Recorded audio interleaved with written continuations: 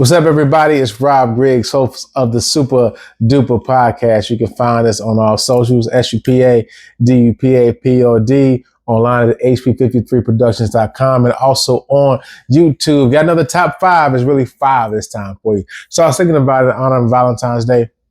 I'm going to do my top five favorite dating reality shows. I'm going to tell you, man, in the early 2000s, it was like they had us on lock with all these shows. Now, I got to give an honorable mention to Flavor of Love and I Love New York, because that kind of got the thing going. Because, you know, they had dating shows. They were all refined and whatnot.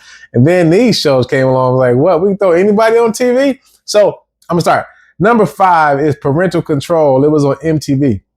I mean, I remember this. It was like they had like 4 or 5 contestants, and they was obviously dating a man or a woman, a boy or a girl, what have you. And their parents would vote people off for the show. What I found funny was like sometimes the parents were having a hard time. Like, he's such a good guy. I don't know. If I was like, you don't care, sir. Let's try to date your daughter. What are we doing? That's number 5. Number 4 is Joe Millionaire. This thing came out in 2003. I remember it was like this handsome guy and women were going crazy. They thought he was rich. And found the brother was broke. Well, not broke, but you know, just average, not comparatively speaking to what they thought he made. And I just kept thinking like, they're so going to break up with him when they find out he ain't got $1 million.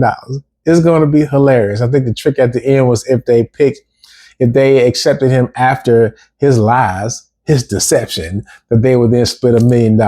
So that show just always intrigued me. I thought it was hilarious. Number 3, For the Love of Ray J. Listen, I think once they got to Ray J, they had figured out how to do the contestants, how to get the house, how to make it a little classier, but still keep it somewhat urban. But it was like, hey, you got to get up to Ray J. That brother know how to stay in the news. He know how to stay like in the mix, what have you. I mean, he's still on VH1, I think, now doing Love and Hip Hops. But For the Love of Ray J was like, yo, he is really taking his moment in time and making the most out of it. And it was just like, you know, they had these cute girls on there. And it's like, this show is ridiculous. You know what I'm saying? Ridiculously entertaining. Number 2, this is a throwback. Eliminate. So I remember watching, so this was a show where a guy or girl will go on a date with like 4 different people. And as they're on a whole date and they got this whole night to compete against each other for this one person. I mean, like say if it was a guy, he'd be some dorky guy they didn't even like. They were just competing against each other. And I wanted to be on this show so bad. But it's like, as the night goes on, they are eliminating dates. And then they end it with the final person who they probably didn't even like. The person would just want to beat the other 3 girls or guys. They didn't even like the date at the end, right? That show was wild. And my number one reality dating show from the early 2000s, Real Chance at Love. Listen. These guys were brothers and they were contestants on I Love New York. They had no business with a television show. But it was the funniest thing I ever seen because Real and Chance were just 2 funny guys. And they were really just like regular dudes on this show. And it was just ridiculous. And I loved every minute of it. Like even the challenges, the fake heartbreak, all of us, where I know one of them passed away, so God rest his soul.